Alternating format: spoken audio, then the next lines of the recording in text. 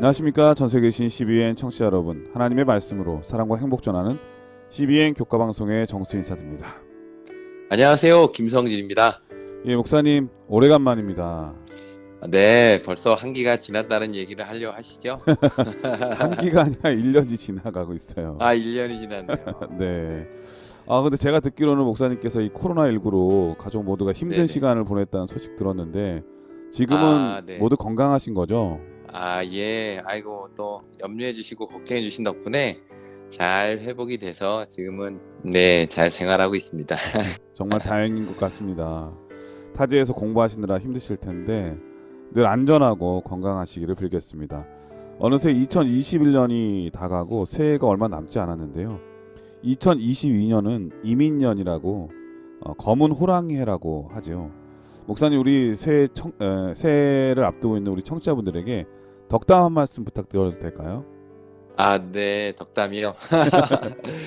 제가 덕담을 드릴 만한 입장이 못 되긴 하지만 어쨌든 하나님께 기도드린다는 마음으로 올 새해에는 정말 우리 청취자분들 모든 분들이 늘 경험하는 아주 평범한 은혜에 더 많이 감사하는 한 해가 되기를 주의 이름으로 축원드립니다. 예, 아멘. 어떤 할아버지가 너무 네네. 몸이 안 좋아가지고 병원에 입원을 하게 됐는데 그 숨을 쉬게 해주는 그런 기계가 있나 봐요. 근데 네네. 그거를 기계를 이용하면은 비용이 꽤 많이 나오나 봅니다. 근데 이분이 이제 비싼 비용을 지불하면서 눈물을 흘리니까 주변에 있는 그 분들이 너무 비싸서 그런가 이렇게 오해를 했는데 알고 보니까 그게 아니라 그동안 내가 이 평생 동안 살아오면서 돈 안 내고 무료로 숨쉰 이 모든 것들이 너무 감사해서 눈물이 흐른다고 그런 얘기를 했다고 해요. 그러니까 이 일상에 대한 거, 평범한 것이 얼마나 큰 축복인지 새삼 느낄 수 있는 요즘 몇 해가 아니었나 이런 생각이 듭니다. 예, 귀한 덕담 감사드리고요. 2022년도 이민년 호랑이 해인데 호랑이 하면 아무래도 우리나라에서는 매우 신비로운 동물로 여겨지잖아요. 성경에서는 주로 표범이라고 이렇게 쓰여 있는데 이 표범은 대체로 매우 빠른 것을 나타낼 때 사용되기도 하지요. 바라기는 2022년도에는 호랑이처럼 나쁜 것은 빨리 지나가고 복음 또 좋은 것들은 속히 전해져서 예수님의 오심이 그리고 또 여러분들의 가정이 늘 평안하고 행복하기를 주의 이름으로 축원드립니다. 자, 이번 한 기 동안 배울 총 주제는 히브리서에 대한 말씀입니다. 히브리서가 어떤 말씀인지 우리 목사님께서 총론의 말씀을 좀 부탁드리겠습니다. 네, 히브리서는 그 이름에서도 알 수 있듯이요. 히브리인들, 즉 유대인들을 대상으로 쓰여진 그런 글입니다.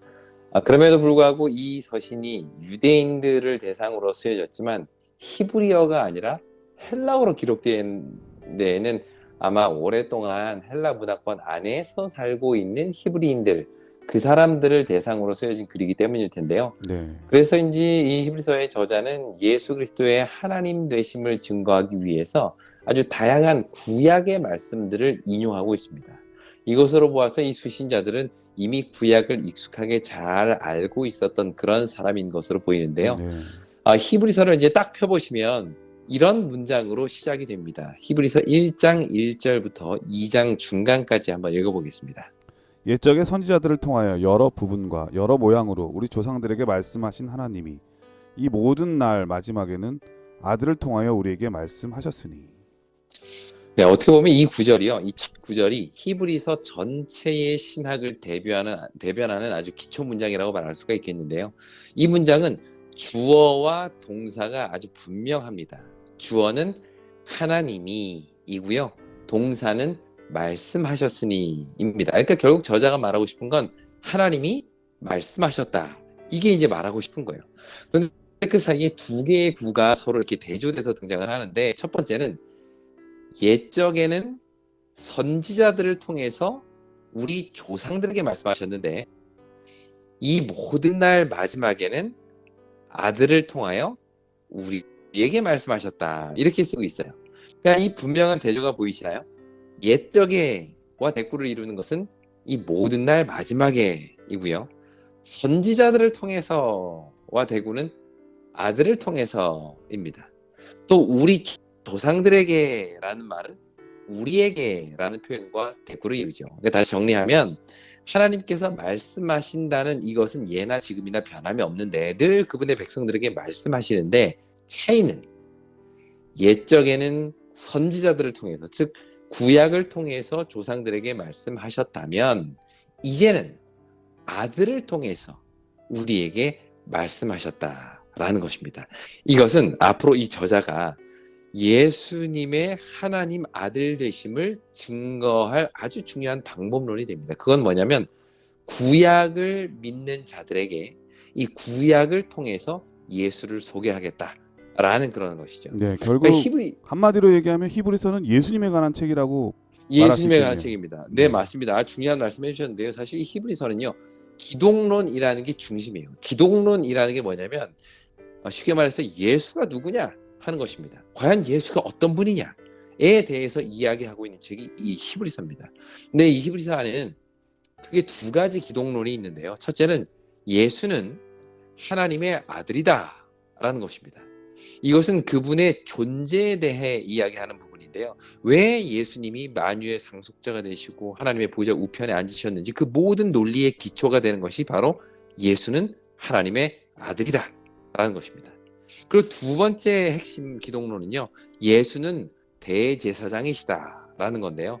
사실 이 개념은 히브리서에 나타난 매우 독특한 기독론인데 조금 전에도 말씀드렸듯이 하나님의 아들 되심, 예수님이 하나님의 아들 되심, 이것이 예수의 존재에 대한 내용이라면 그분의 대제사장 되심은 예수님의 사역에 대한 내용이에요. 그러니까 우리를 위해 죽으시고 중보하시는 대제사장이 계시다는 이 사실이 우리에게는 어떤 의미가 있는지를 설명하고 있는 책이 바로 이 히브리서라는 것입니다. 그러니까 어찌 보면 이 두 가지, 하나님의 아들 되신 예수님, 또 하나는 대제사장이신 예수님, 이 두 가지가 앞으로 우리가 한 기 동안 쭉 배우게 될 내용의 핵심인 것이죠. 그럼 오늘부터 시작되는 이 2022년 일기 교과를 통해서 지금 우리를 위해 중보하시는 하나님의 아들 예수 그리스도를 만나게 되기를 간절히 바랍니다. 예, 이번 한 기 동안 배울 히브리서는 예수님은 어떠한 분이시고 특별히 예수님의 특별한 사역 가운데 제사장적 이 사역을 배울 수 있는 매우 특별한 시간이 될 것 같습니다. 예수님의 부활 후에 하늘에서는 어떤 일이 일어나고 있는지, 예수께서 우리를 위해서 어떤 사역을 감당하고 있는지 특별히 배울 수 있는 좋은 기회인 만큼 여러분 열심히 교과 공부해 주시기를 바라겠습니다.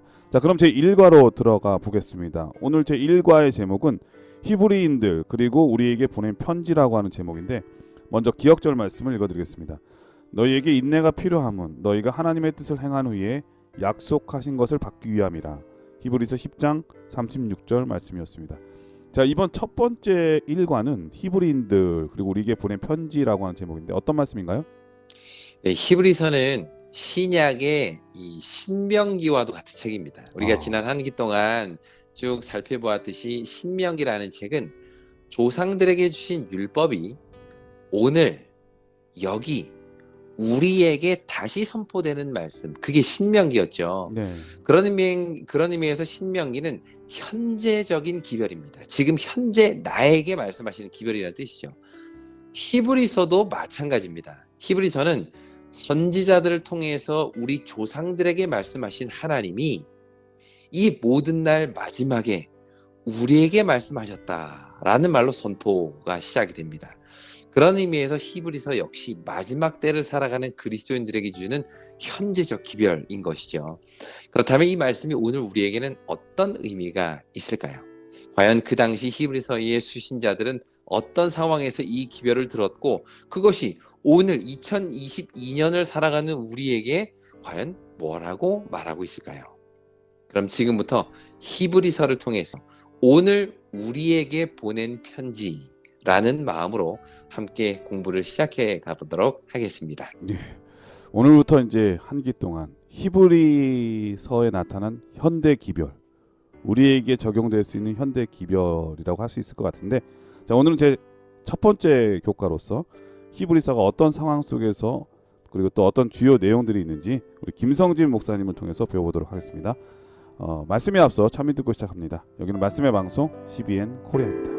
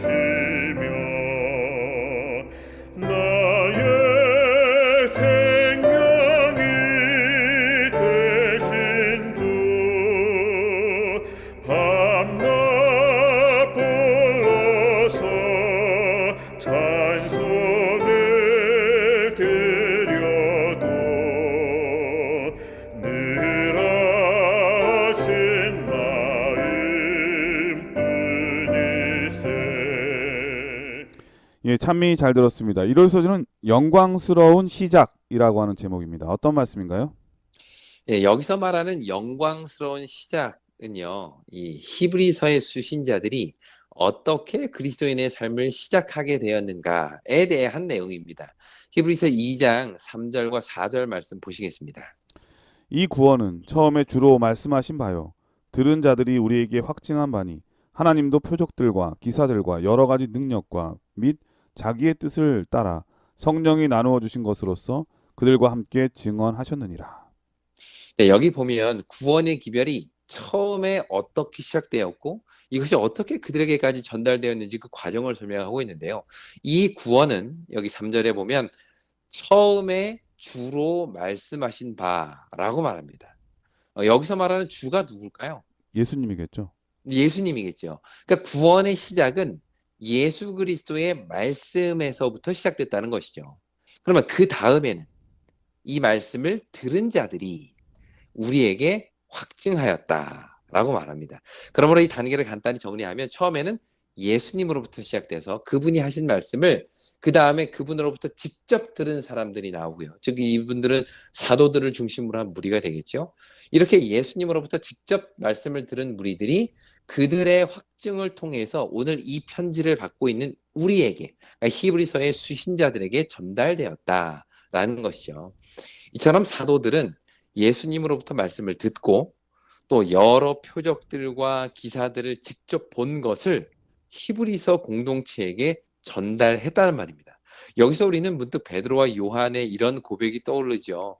사도행전 4장 20절에 보면 우리는 보고 들은 것을 말하지 아니할 수 없다. 그러니까 그들은 자신이 들은 것과 본 것을 그 다음 사람들에게 전달하는 역할에 충실했음을 보게 됩니다. 그 결과 예루살렘으로부터 시작해서 온 유다와 사마리아와 땅끝까지 이르러 복음이 전파되게 된 것이죠. 네, 이것이 증인의 바로 삶을 산 거네요. 네네 그렇습니다. 그래서 이것이 바로 히브리서 공동체의 영광스러운 시작이요. 오늘 우리에게까지 복음이 전달된 방법입니다. 먼저 복음을 듣고 보고 경험한 자들이 그것을 또 다른 이들에게 전달하는 이 방법이야말로 그리스도 공동체가 확장되고 복음을 땅끝까지 전하는 사명을 이루는 그러한 방법이 되겠죠. 네. 그런데 목사님은 어떻게 처음 복음을 받아들이시게 됐나요? 아, 저요? 네. 아, 네. 저는 개인적으로 저희 어머님 통해서 신앙을 하게 됐습니다. 저도 그런데. 네, 대부분 그러시죠. 이 부모님의 신앙을 전수받아서 자녀들이 물려받고. 그럼 근데 저희 어머니 같은 경우는 네. 저희 어머니의 음. 언니를 통해서 또 전수를 받으셨고, 네, 그렇게 됐네요. 결국은 이 어머니께서 선지자 역할을 하신 거네요. 네, 본인이 보고 들은 것을 저에게 어릴 때부터 잘 가르쳐 주셨어요. 지금은 자녀들도 그 복음을 목사님께 듣고요. 저도 그렇게 하려고 노력하고 저도 있습니다. 똑같은 네. 경험인 것 같습니다. 네, 네, 맞습니다. 이런 식으로 복음이 지금 계속해서 우리에게까지 확장돼 왔다는 것인데요. 그런데 여기서 우리가 기억해야 할 매우 중요한 한 가지 사실이 있는데 그 모든 과정 가운데 바로 하나님께서 늘 함께 하셨다는 것을 이 히브리서는 이야기를 합니다. 목사님 처음에 읽어주셨던 2장 3절과 4절 말씀을 다시 한번 읽겠습니다. 이 구원은 처음에 주로 말씀하신 바요. 들은 자들이 우리에게 확증한 바니 하나님도 표적들과 기사들과 여러 가지 능력과 및 자기의 뜻을 따라 성령이 나누어 주신 것으로서 그들과 함께 증언하셨느니라. 이 말씀을 자세히 읽어보면 여기에 삼위 하나님이 다 등장해요. 먼저 이 구원은 처음에 주로 말씀하신 바요. 즉 예수께서 선포하신 말씀으로 시작된 이 구원의 소식이라는 거죠. 근데 이것은 그 다음 하나님도 표적과 기사들과 여러 가지 능력으로 함께 하셨다라고 이야기를 하고요. 더 나아가서 성령이 나누어 주신 것으로서 그들과 함께 증언하셨다. 이처럼 아버지와 아들과 성령께서 이 복음이 전달되는 곳마다 하나님의 나라가 확장되는 곳마다 언제나 함께 하셨음을 이 히브리서 2장 3절과 4절은 우리에게 이야기해주고 있는 것이죠. 이것은 이미 예수님을 통해서 제자들에게 말씀하셨던 이 약속의 성취인데요. 바로 우리가 잘 아는 마태복음 28장 19절과 20절입니다. 그러므로 너희는 가서 모든 민족을 제자로 삼아 아버지와 아들과 성령의 이름으로 침례를 베풀고 내가 너희에게 분부한 모든 것을 가르쳐 지키게 하라. 볼지어다 내가 세상 끝날까지 너희와 항상 함께 있으리라 하시니라. 네, 여기 말씀처럼 복음이 전해지는 곳마다 또 그분의 제자들이 확장되는 곳마다 아버지와 아들과 성령의 이름으로 침례가 행해지는 곳마다 내가 항상 너와 함께 있으리라 라는 이 약속은 언제나 유효하다는 사실을 우리는 이 히브리서 공동체의 그 영광스러운 시작을 통해서 다시 한번 확인하게 되죠. 이것이 오늘 동일하게 복음이 전파되는 우리의 삶의 현장에서도 분명 아름답게 성취될 약속임을 저는 확신합니다. 아버지와 아들과 성령께서 이 복음이 선포되는 곳마다 그분의 사랑이 전달되는 곳마다 그 능력으로 역사하시는 것을 믿고 또 경험함으로 우리 이 히브리서 공동체가 그러했던 것처럼 내가 있는 그곳에서 또 다른 영광스러운 시작이 계속해서 이어지게 되기를 간절히 바랍니다. 네, 1월 서지는 영광스러운 시작이라고 하는 제목인데 우리 모든 교회들이 아마 다 이런 마음으로 시작했고 지금도 유지되는 게 아닌가 그런 생각이 듭니다. 뭐든지 시작은 특별한 의미가 있는 것 같은데요. 처음 신앙할 때, 침례 받을 때, 저 같은 경우에는 처음 담임 목사를 시작한 이 둔내 교회가 제가 초대 목사였거든요. 그래서 이 특별한 의미를 제 마음속에 늘 이렇게 간직하고 있는데, 그래서 성경에서도 초대교회에 대한 그 말씀이 많이 있는 게 아닌가 그런 생각이 듭니다.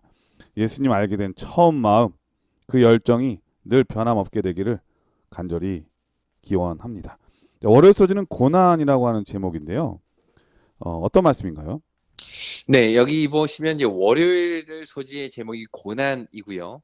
화요일 소지의 제목은 계속되는 어려움입니다. 그러니까 월요일에 시작된 고난이 화요일까지 계속된다는 얘기죠. 네, 그럼 두 개 그래서 같이 해야 되겠네.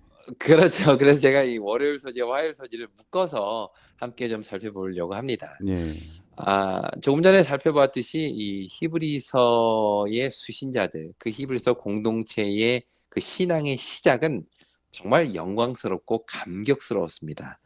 강력한 복음의 선포와 표적과 기사들을 통해서 나타나는 그 하나님의 능력이 아마 그들의 가슴을 뜨겁게 했겠죠. 그러나 이러한 감동은 이제 곧 시작될 박해를 견뎌야만 했습니다. 히브리서 공동체가 정확히 언제 어디에서 시작되었었는지를 알 수는 없지만 일반적으로는 AD 65년에서 70년 사이로 보는 학자들이 있고요. 또한 무리는 AD 한 70년에서 90년 사이로 추정한 학자들로 이렇게 두 무리로 보통 나뉘는데 뭐 사실 시기를 언제로 잡든지 간에 상관없이 네. 이 두 시기는 모두 기독교 공동체에 대한 로마의 박해의 시기와 겹칩니다. 그러니까 60년대에는 네로 황제를 통한 박해 기간이 있었고요. 1세기 말에는 도미티아누스 황제를 통한 극심한 박해들이 있었죠. 그러니까 이런 시대에 그리스도인으로 살아간다는 것은 목숨을 내어 놓아야 하는 일이었던 것입니다. 그러므로 이 히브리서는요, 이런 상황에 있는 그리스도인들에게 주는 권면인 것이죠. 그럼 어떤 말씀을 하고 있는가? 히브리서 10장 33절부터 35절에 있는 말씀을 보시겠습니다. 혹은 비방과 환란으로서 사람에게 구경거리가 되고 혹은 이런 형편에 있는 자들과 사귀는 자가 되었으니 너희가 갇힌 자를 동정하고 너희 소유를 빼앗기는 것도 기쁘게 당한 것은 더 낫고 연구한 소유가 있는 줄 알미라. 그러므로 너희 담대함을 버리지 말라. 이것이 큰 상을 얻게 하느니라. 네, 여기 보면 당시 그리스도인들이 겪었던 고난에 대해서 소개하고 있는데 말을 통한 비방과 또 공개적인 모욕과 감옥에 갇히기도 하고 소유를 빼앗기기도 하는 이런 물리적인 고난까지 정말 다양했던 것으로 보입니다. 이제 막 복음을 받아들이고 그리스도인으로서 삶을 살아가려고 하는 자들에게 이러한 고난들은 너무 큰 장애가 되었겠죠. 그런데 바로 이런 상황에 있는 자들에게 히브리서는 더 낮고 영구한 소유가 있는 줄을 알고 담대함을 버리지 말아라 라고 권면을 합니다. 그러니까 현재 내가 빼앗긴 소유보다 더 영원한 소유가 있다는 사실, 현재 내가 받고 있는 모욕과 수치보다 더 큰 영광이 약속되어 있다는 그것을 기억하라. 이것이 바로 오늘 고난을 이길 수 있는 방법이라는 것이죠. 우리가 잘 알듯이 히브리서 11장은 특별한 별명을 가지고 있습니다. 그게 뭘까요? 믿음의 장이라고 하죠. 믿음의 장입니다. 예, 믿음의 장은 한마디로 고난 중에 있는 이 성도들에게 주는 권면이었어요. 그런데 여기서는 절대로 하나님을 잘 믿으면 고난도 없고 아픔도 없고 모든 일이 형통하게 될 거다. 이런 이야기 하지 않습니다. 왜냐하면 현재 그리스도인들이 겪고 있는 고난이 워낙 극심했기 때문이죠. 오히려 이 히브리서 11장은요. 똑같은 믿음을 가지고 살던 자들임에도 불구하고 그들이 이 땅에서 겪은 일들이 너무도 달랐다는 점을 강조해서 이야기를 합니다.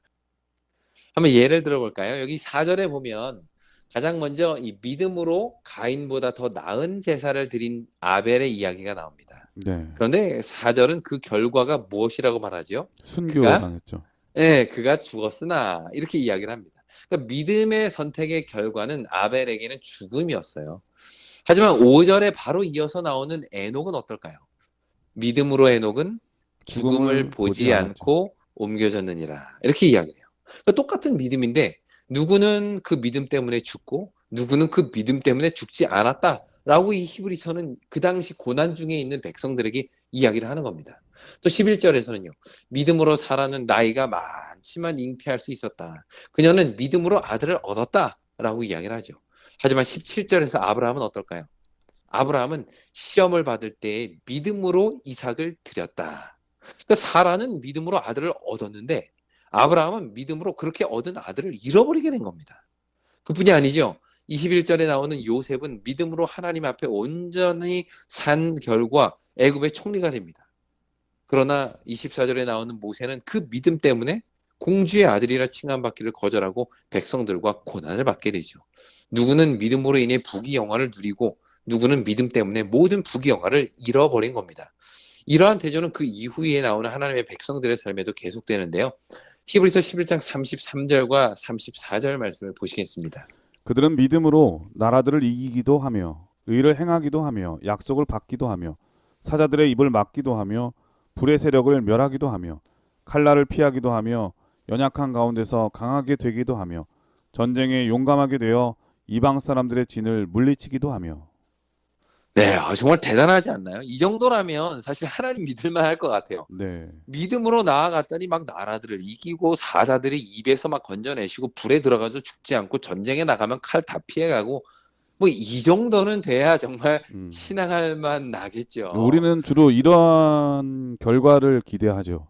그렇죠. 맞습니다. 그러니까 로마의 박해 속에서도 이 당시 이제 히브리서의 이 수신자들이 그 수많은 박해에서도 막 기적적으로 살아나고 화영장에서도 막 뜨거운 불길이라 할지라도 머리카락 하나도 안 그슬리고 뭐 이런 일이 좀 있어야 아, 예수도 좀 믿을 만하지 않겠나?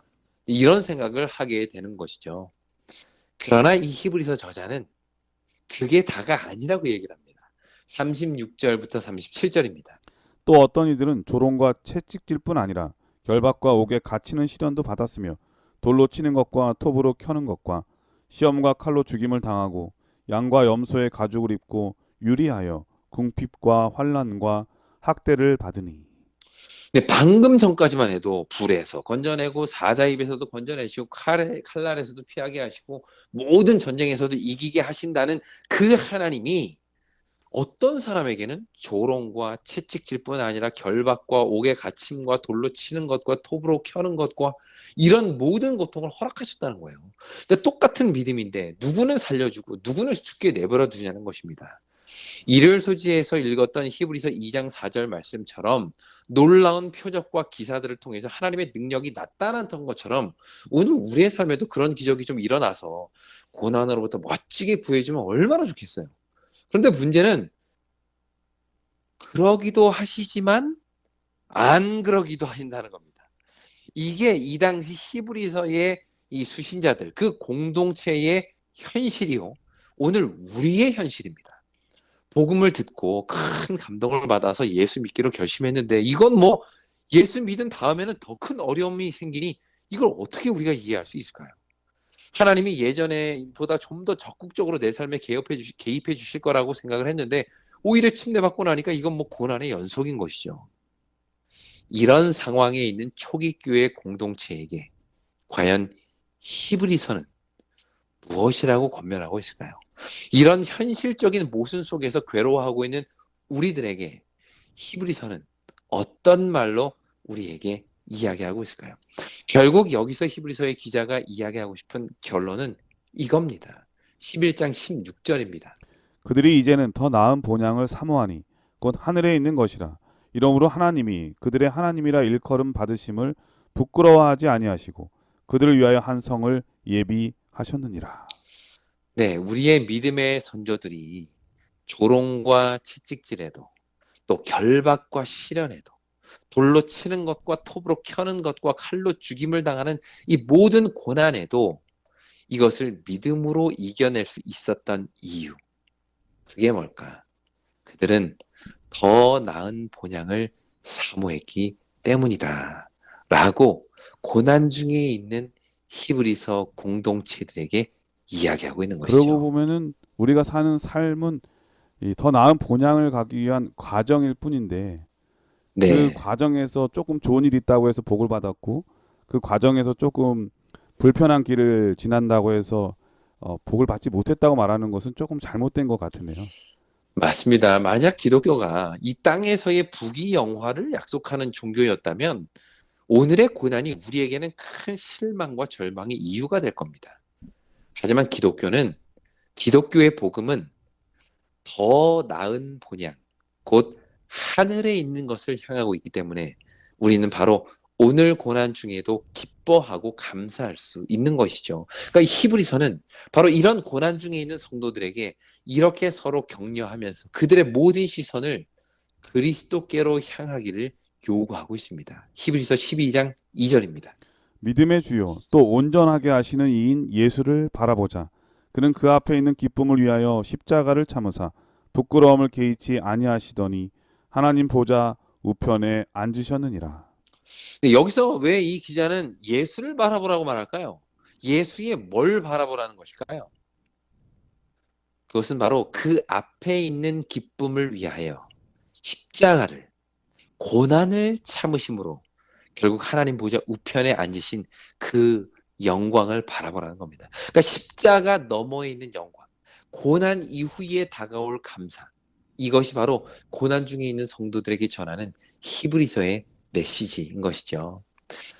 혹시 우리 중에 이런 고난 중에 계신 분이 있으시다면 히브리서의 이 말씀이 여러분의 마음에 큰 위로가 되기를 간절히 바랍니다. 이 믿음의 주요 또 온전케 하시는 이인 예수를 바라보자. 죽음 이후의 부활이 있기에, 십자가 이후의 영광이 있기에, 현재의 고난 이후에 더 나은 본향이 있기에 오늘 우리는 믿음으로 이 길을 걸 수 있다는 것이죠.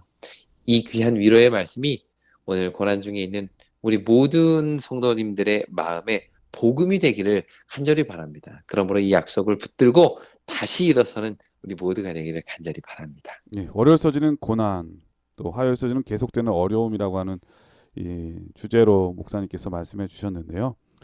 혹시 이 시간 이 삶의 고난을 느끼셔서 힘든 시간을 보내고 계신 분이 있다면 이 말씀으로 위로를 얻게 되길 바랍니다. 특별히 몸이 아파서 제가 아는 분도 우리 교우님들 중에도 수술을 받아야 되는 교우님들이 계시거든요.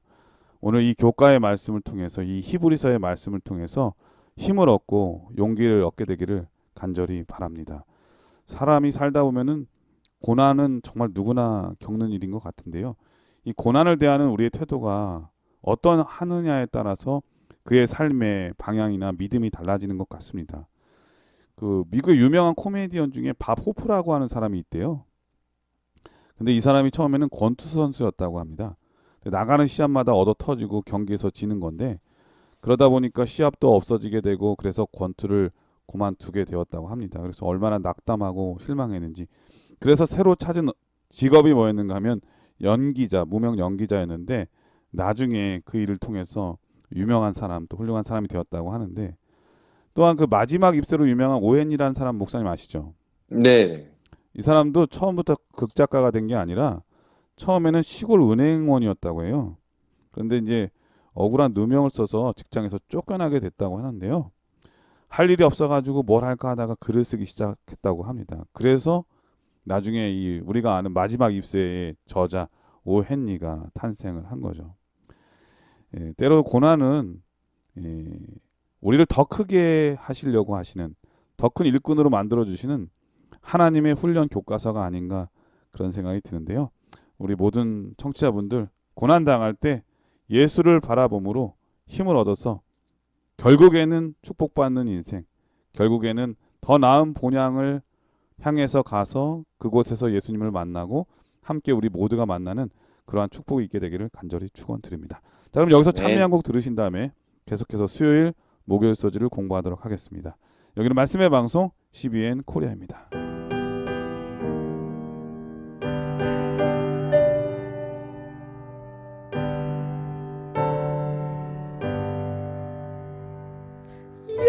예수는 나의 힘이요 내 생명 되시니 거저 예수 떠나가며 죄중에 빠지리 눈물이 앞을 가리고 내 맘에 근심 쌓일 때 위로하리 누구시뇨 주 예수. 예, 수요일 서지는 함께 노력함이라고 하는 제목인데요. 어떤 말씀인가요? 네, 이 고난 중에 있는 이 수신자들에게 예수를 바라보자라고 초청하는 이 히브리서의 말씀은요, 우리에게 고난 이후의 영광을 바라보게 했죠. 그런데 사실 현실적으로 보면요, 막연한 미래의 희망이 현재 고난을 막 뚫고 올라가긴 되게 역부족일 때가 있다는 말이에요. 네, 맞습니다. 그러니까 우리가 예수님 바라보고 장차 올 더 나은 본향, 이것이 우리에게 약속되어 있긴 하지만 지금 당장 내가 힘들어 죽겠는데 이 약속이 때로는 아무런 위로가 되지 않는 경우도 누군가에는 분명히 있을 거라는 겁니다. 그러면 이럴 때는 우리가 어떻게 해야 될까요? 더 나은 본향을 바라봐라. 예수를 바라봐라. 지금은 그걸 바라보고 참고 견뎌라. 라는 말이 우리의 마음에 위로가 되지 않을 때 우리는 어떻게 해야 될까요? 어떻게 해야 될까요? 정말 그런 분들이 계실 거예요. 우리도 그런 경험들을 하는 경우들도 있죠. 성경의 근데요. 약속이 네네. 저는 만약에 제가 이런 일이 있다면 목사님이 제 옆에 있었으면 좋겠어요. 제가요. 네, 그러면 좀 힘이 될 것 같은데. 또 여기서 또 이 방송 멘트를 또 목사님. 방송 멘트 네. 아니고 진심인데. 왜냐면은 그래요. 정말 힘들 때는 기도도 안 나오고 하나님 맞아요. 말씀도 그렇게 많이 네. 읽었다 하더라도 떠오르지가 않을 때가 있거든요. 네네. 그럴 때 맞아요. 저 대신 기도해주고 저 대신 하나님의 말씀을 말해줄 수 있는 그런 사람이 있다면 좋지 않을까요? 목사님, 지금 그 얘기를 히브리서 기자가 하고 싶어 했던 것 같아요. 그래서 히브리서 12장 2절에 우리가 다 고난 중에도 예수를 바라봅시다. 또 11장에도 우리가 더 나은 본향을 바라봅시다. 라고 어떤 신앙적인 조언을 한 이후에 우리에게 또 하나 매우 현실적이고 실제적인 조언을 합니다. 그게 12장 12절과 13절에 나옵니다. 그러므로 피곤한 손과 연약한 무릎을 일으켜 세우고 너희 발을 위하여 곧은 길을 만들어 저는 다리로 하여금 어그러지지 않고 고침을 받게 하라. 네, 피곤한 손과 연약한 무릎. 이 진짜 아름다운 표현이 아닌가요? 네. 그러니까 같은 신앙을 하면서도 쉽게 지치고 연약하고 쓰러지는 분들이 계시잖아요. 그런 사람들을 곁에서 일으켜 세우라는 거예요. 그러니까 스스로 일어날 힘이 없어서 쓰러져 있는 자들을 격려하고 품고 어루만져서 다시 믿음의 길을 가도록 격려하라는 말이에요. 그러니까 때로는 이 길이 너무 험하고 어려울 때는 우리가 할 수 있는 대로 곧은 길을 쫙 만들어가지고 여기 표현해 보면 13절에 저는 다리로 하여금 어그러지지 않도록 서로를 위해 수고를 아끼지 마라. 이것이 바로 신앙 공동체의 모습이 되어야 한다는 겁니다.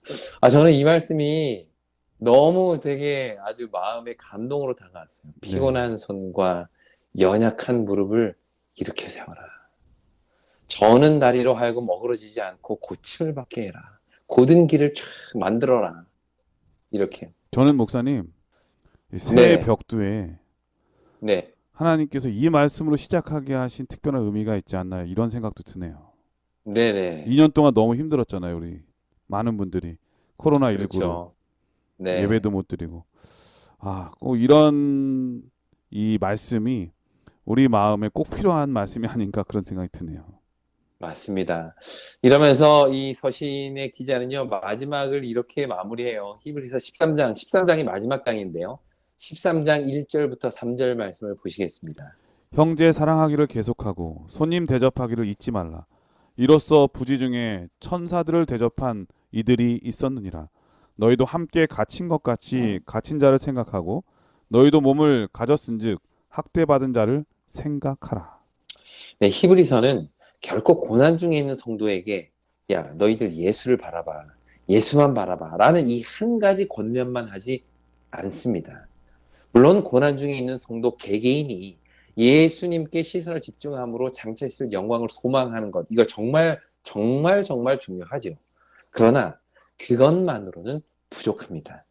우리에게 필요한 또 한 가지는 신앙 공동체 안에서의 사랑과 격려라는 것이에요. 고난 중에 있는 자들을 찾아가서 위로하고 연약한 믿음을 가진 자들을 부축해서 일으켜 세우고 신앙의 험한 길을 걷기를 힘들어하는 자들을 위하여 땀을 흘리며 그 길을 곧게 만드는 일, 그게 바로 우리가 서로를 위해서 해야 되는 일이라는 것이죠. 왜 하나님께서는 우리에게 교회라는 공동체를 주셨을까요? 이 신앙 공동체를 통해서 하나님은 우리가 무엇을 하기를 원하실까요? 이게 바로 하나님께서 우리에게 원하시는 겁니다. 이제는 더 이상 교회가, 우리의 가정이 오히려 서로를 힘들게 하고 넘어지게 하는 존재가 아니라 넘어진 자를 일으켜 세우고 피곤한 손과 연약한 무릎을 일으켜 세우는 그런 공동체가 되었으면 정말 좋겠습니다. 이번 수요일 제목이 함께 노력함이잖아요. 나 혼자 노력한다고 되지 않습니다. 함께 노력하는 것이 필요하죠. 이것이 바로 이 박해의 고난 안에 있었던 이 1세기 히브리서 수신자들에게 주었던 메시지요. 오늘 우리에게 주시는 기별입니다. 예수를 개인적으로 바라보려고 하는 열심 있는 신앙적 노력과 더불어 내 옆에 있는 자들을 일으켜 세우려고 하는 공동체적인 노력이 함께 갈 때에 우리 신앙의 공동체는, 우리의 가정은, 우리의 교회는 고난 중에도 굳건하게 설 수 있다는 것, 이것을 함께 기억하게 되기를 간절히 바랍니다. 네. 저는 목사님 말씀 드리면서 예수님께서 내가 곧 길이라고 말씀하셨잖아요. 네네. 물론 그게 구원의 길도 맞지만 우리가 걸어가야 할 성도의 길임을 오늘 이 말씀으로 이해가 되네요. 연약한 자를 일으켜 세워주시고 또 험한 길을 걷는데 힘들어하는 자들을 위해서 우리가 더 고든 길을 만들어줄 수 있는 그런 사람들, 그게 바로 신앙의 공동체고, 그래서 그 중심에 예수님이 있는 것이고 그게 바로 길이라고 말씀하신 것이 아닌가 그런 생각이 드네요. 진짜 길을 가다 멈추면 안 될 것 같아요. 끝까지 가야지 더 나은 본향이 나올 것 같습니다. 수요 서지는 함께 노력함이라고 하는 주제인데 이 힘들 때 함께 한다는 것이 얼마나 중요한지 우리 목사님을 통해서 배워보았습니다. 목사님 혹시 퀴리 부인 아십니까? 퀴리 부인? 네, 퀴리 부인. 네, 과학자 네. 유명하잖아요. 어렸을 때 방사능 물질을 발견한 위대한 과학자 이렇게 알려져 있는데 맞아요. 저는 그분이 도대체 어느 부인이신지 참 어릴 때 네, 그 왜 위인전집의 퀴리 부인, 예, 다른 분들은 다 이름이 이렇게 있는데 이분은 퀴리 부인이라 그래서. 제가 그래서 오늘 남편 얘기를 하려고 그래요. 그래요? 이 네. 퀴리 부인 남편도 피에르라고 하는 사람인데 과학자였대요. 네네. 부부가 같이 과학자였는데 부인이 더 유명해진 거죠. 남편보다 같은 과학자인데 부인이 더 유명하면은 질투할 수도 있고 기분 나쁠 수도 있잖아요. 네.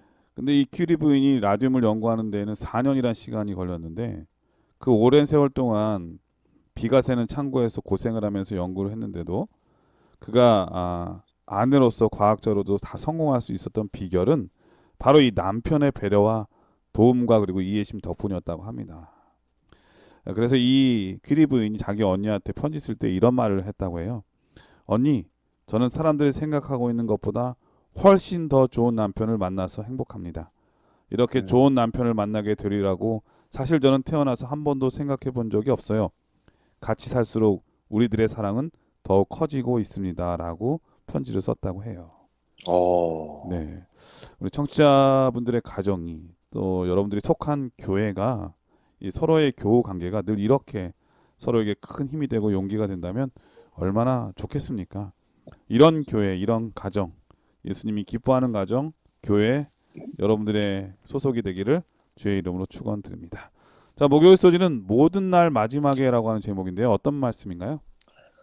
네, 이스라엘 백성들이 이제 출애굽할 때 가나안 땅에 이제 거의 다 왔을 때요. 그러니까 이제 저 멀리 약속의 땅이 이렇게 건너다 보이는 그곳에서 그들은 가장 큰 실패를 맛봅니다. 바로 바알브올에서의 음행이 그것인데요. 그 결과 이스라엘의 연병이 돌았고 무려 2만 4천 명이나 죽임을 당하죠. 네. 이것은 약속의 땅에 이게 거의 다 와서 겪은 일이라 더 안타깝습니다. 그런데 문제는 우리도 그럴 수 있다는 것이죠. 히브리서가 기록된 이유가 바로 거기에 있습니다. 히브리서는 처음부터 그들이 살고 있는 그 시대를 이 모든 날 마지막에 라고 표현을 합니다. 우리랑 그러니까 같네요. 그들은 우리랑 같아요. 네. 네. 그들은 오랜 광야 생활을 마치고 이제 약속의 땅에 들어갈 그 백성, 거기에 경계선에 서 있는 백성이라고 스스로 생각을 했습니다. 이제 저 멀리 우리가 가게 될 더 나은 본향이 이젠 정말 눈앞에 있는 거예요. 그런데 여기서 넘어지면 우리가 저 본향에 갈 수 없지 않습니까? 그래서 히브리서는 계속해서 조금만 참아라. 이제 곧 세상의 끝이 온다. 조금만 더 견뎌라. 이제 저 약속된 상급이 우리를 기다리고 있다라고 정말 성도들을 권면하고 있는 책이 바로 히브리서입니다. 이런 종말적 긴박성이 히브리서 전체에 흐르는 어떤 시대적 배경인데요. 그 말씀을 압축해 놓은 말씀이 히브리서 10장 37절입니다. 잠시 잠깐 후면 오시리가 오시리니 지체하지 아니하시리라. 네, 그들은 이와 같이 재림에 대한 긴박성을 가지고 있었어요. 그들이 사는 그때가 바로 이 모든 날의 마지막이라고 생각을 했고요. 조금만 견디면 오실 이가 오실 것이라는 확고한 믿음을 가지고 살던 시대, 그 시대가 바로 히브리서 편지를 받았던 그 시대입니다. 그러니까 이 믿음이 그들로 하여금 현재의 고난을 이기게 하는 어떤 동력이 된 것이죠. 이러한 재림의 긴박성은 우리 재림교회의 선구자들에게도 여전히 마찬가지였습니다. 그들은 비록 대실망을 경험했음에도 불구하고 이제 재림이 얼마 남지 않았다는 것에는 다들 동의했어요. 우리를 위해 하늘 지성소에 들어가신 예수님께서 이제 곧 중보사역을 마치고 이 땅에 오실 때가 가까웠다라는 그 재림의 긴박성을 가지고 있었기에 그들은 한시라도 시간과 재정을 낭비할 수가 없었죠. 그들의 모든 삶과 권면은 이제 다시 오실 예수 그리스도 그분께로 맞춰져 있었던 겁니다. 이것이 히브리서 공동체와 재림교회 초기 공동체의 공통점입니다. 그렇다면 오늘 우리는 어떻습니까? 우리는 얼마나 재림의 긴박성 속에서 살아가고 있을까요? 진심으로 우리는 잠깐 후면 오실 이가 오실 것이다 라고 믿고 있느냐는 것이죠. 안타깝게도 우리 중에 그런 긴박성이 사라진 지는 오래인 것 같습니다. 재림을 잠깐 후에 일어난 일로 여겼던 그들이 있은 지 이미 2000년이 지났습니다. 우리를 위해 중보하시는 예수께서 이제 곧 하늘 지성소에 나오실 것이라는 그 기대감을 가지고 신앙을 했던 초기 재림교회의 믿음도 벌써 150년이 훌쩍 넘었죠. 그런데 여전히 예수는 오시지 않고 우리는 점점 이 땅에서의 삶에 익숙해져 가고 있습니다. 이제는 재림의 징조들을 뉴스에서 찾는 일들이 전혀 마지막 때를 알리는 나팔 소리처럼 들리지 않습니다. 이렇게 재림의 긴박성을 잃어버린 이 시대에 과연 히브리서의 기별은 우리에게 어떤 의미가 있을까요?